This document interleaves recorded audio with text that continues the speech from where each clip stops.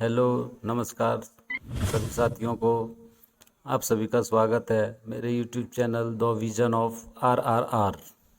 Please channel को subscribe और like ज़रूर कर दीजिएगा। हम लोग इस वीडियो में जानेंगे कि जो जेएससी का जो बोर्ड एग्ज़ाम होगा क्लास 9 का, उसमें जो बहुवैकल्पिक प्रश्न जो आते हैं, एमसीक्यू जो एग्ज़ाम होता है, उसमें 100% परीक्षा में आने वाले प्रश्न इस वीडियो में चर्चा करेंगे। इससे बाहर कुछ भी नहीं होगा, इसकी गारंटी है। जो इसमें हम लोग जानेंगे सब्जेक्ट साइंस यानी विज्ञान लेसन 9, जिसका नाम है बल तथा गति के नियम। उसमें से ही objective type question and answer को देखेंगे। चलिए देखते हैं प्रश्नों। पहला प्रश्न है, बल का मात्रक क्या होता है? ए मीटर, बी मीटर प्रति सेकेंड, सी मीटर प्रति सेकेंड स्क्वायर, डी न्यूटन। तो जो बल का मात्रक होता है न्यूटन, तो जिसको एन से सूचित किया जाता है, इसलिए ऑप्शन नंबर डी सही होगा। उत्तर बल का मात्रक न्यूटन।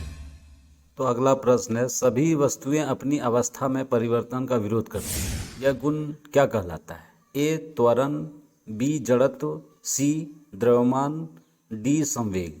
तो जो वस्तुएं अपनी अवस्था में परिवर्तन का विरोध करती है, उसी गुण को हम लोग करते हैं जड़त्व गुण, इसलिए ऑप्शन नंबर बी सही जवाब होगा।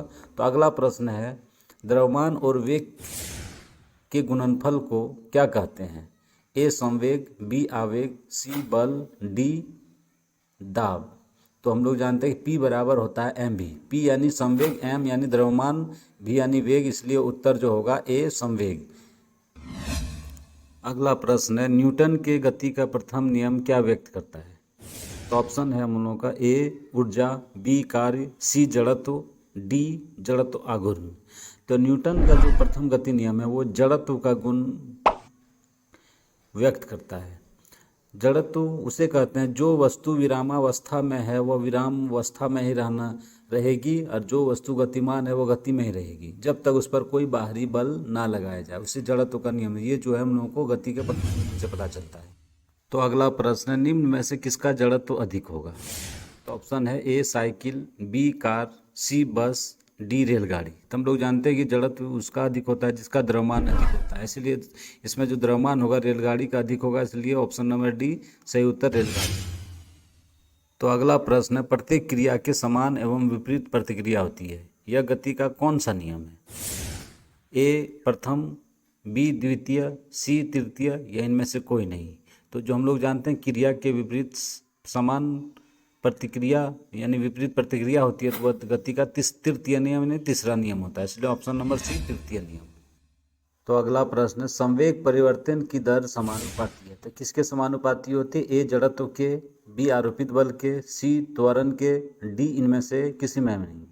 तो संवेग हम लोग जानते हैं कि किसी वस्तु के संवेग परिवर्तन की दर उस पर आरोपित बल के समानुपाती होती है, और उसी दिशा में होती है जिसमें बल लगाया जाता है, इसलिए ऑप्शन नंबर बी आरोपित बल के, जो संवेग परिवर्तन का दर जो होगा आरोपित बल के समानुपाती होता है, इसलिए ऑप्शन नंबर बी सही होगा।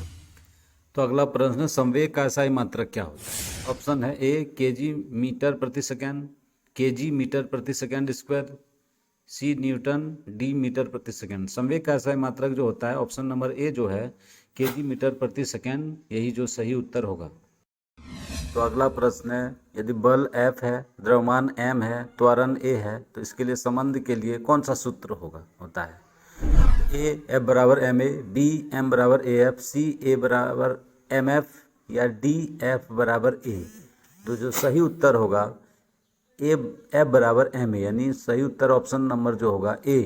तो बल जो होता है द्रव्यमान गुने त्वरण होता है, यानी बल जो होता है द्रव्यमान और त्वरण का गुणनफल होता है। चलते हैं अगले प्रश्न की ओर। तो अगला प्रश्न है, बल की माप गति के किस नियम से की जा सकती है? तो न्यूटन के प्रथम गति नियम से, कि न्यूटन के द्वितीय गति नियम से, या तृतीय गति नियम से, या तीनों नियम से। तो बल की माप जो होती है न्यूटन के द्वितीय नियम से की जाती है, तो ऑप्शन नंबर बी सही होगा। प्लीज़ चैनल को सब्सक्राइब और लाइक और कमेंट जरूर कीजिएगा। तो अगला प्रश्न है, न्यूटन किसका मात्रक होता है? तो ये हम लोग पढ़ चुके हैं न्यूटन किसका मात्रक होता है, ए बल का, कि बी त्वरण का, सी विस्थापन का, कि डी दूरी का। तो बल का जो मात्रक होता है न्यूटन, जिसको एन से नोट करते हैं, हम लोग पढ़ चुके हैं, इसलिए न्यूटन जो मात्रक होता है बल का होता है। आइए चलते हैं अगले प्रश्न की ओर। तो अगला जो हम लोग का प्रश्न है, जड़त्व का नियम प्राप्त होता है न्यूटन के किस गति नियम से? तो ए प्रथम नियम से, बी द्वितीय नियम से, सी तृतीय नियम से, या डी गुरुत्वाकर्षण का नियम से। तो जो जड़त्व का नियम जो प्राप्त होता है गति के प्रथम नियम से हम लोग को प्राप्त होता है, इसलिए ऑप्शन नंबर ए सही उत्तर होगा। तो अगला प्रश्न है, रॉकेट किस के सिद्धांत पर कार्य करता है? तो हमारा ऑप्शन है ऊर्जा का संरक्षण, बी द्रव्यमान का संरक्षण, सी संवेग के संरक्षण, या इनमें से किसी में नहीं। तो रॉकेट जो कार्य करता है, रॉकेट यानी सिद्धांत कार्य करता है संवेग के संरक्षण के सिद्धांत पर कार्य करता है, इसलिए ऑप्शन नंबर सी सही उत्तर होगा। तो हमारा अगला प्रश्न है, न्यूटन किसके बराबर होता है? तो ऑप्शन जो है एक केजी मीटर प्रति सेकेंड, 1 केजी सेंटीमीटर प्रति सेकेंड, 1 ग्राम मीटर प्रति सेकेंड, 1 केजी मीटर प्रति सेकेंड स्क्वायर। जो न्यूटन होता है, जो न्यूटन हम लोग का जो बराबर होगा, ऑप्शन नंबर ए जो है 1 केजी मीटर प्रति सेकेंड, यही उत्तर होगा। तो अगला प्रश्न है, न्यूटन समतुल्य होता है। न्यूटन जो होगा मान कितना होता है, यानी डाइन के रूप में। ए यानी ए जो ऑप्शन है 10 पर पावर 3 डाइन, 10 बी जो है 10 पर पावर 4 डाइन, सी 10 पर पावर 5 डाइन, डी 10 पर पावर 6 डाइन। तो जो न्यूटन जो होता है बराबर समतुल्य 10 पर पावर 5 डाइन के बराबर होता है, इसीलिए ऑप्शन नंबर सी सही उत्तर होगा, 10 पर पावर 5 डाइन जो न्यूटन के बराबर। तो अगला प्रश्न है, किसी वस्तु का जड़त्व निर्भर करता है। तो वस्तु के किस चीज़ पर? तो वस्तु के गुरुत्व केंद्र पर, कि बी वस्तु के द्रव्यमान पर, सी गुरुत्व त्वरण पर, तो वस्तु या डी वस्तु के आकार पर। तो हम लोग जानते हैं कि जो जड़त्व निर्भर करता है वस्तु के द्रव्यमान पर, जिसका द्रव्यमान ज़्यादा होगा उसका जड़त्व गुण उसी तरह होगा, इसलिए ऑप्शन नंबर बी जो होगा सही उत्तर होगा, द्रव्यमान पर निर्भर करता है जड़त्व। आइए चलते हैं अगले प्रश्न की ओर। तो अगला जो हम लोग का प्रश्न है, न्यूटन का कौन सा गति विषयक नियम ही गति का वास्तविक? ए प्रथम गति नियम, बी द्वितीय गति नियम, सी तृतीय गति नियम, या डी इनमें से कोई नहीं। तो जो हम लोग का जो न्यूटन का जो रियल जो गति का नियम जो बताता है वो गति का द्वितीय नियम बताता है। चलते हैं अगले प्रश्न की ओर। तो जो हम लोग का अगला प्रश्न है, यदि दो वस्तु ए और बी है के द्रव्यमान क्रमशः 6 केजी और 34 केजी हो, यानी ए का द्रव्यमान 6 केजी, बी का द्रव्यमान 34 केजी है, तो किसका जड़त्व अधिक होगा? ऑप्शन नंबर ए का जड़त्व बी के जड़ से अधिक होगा।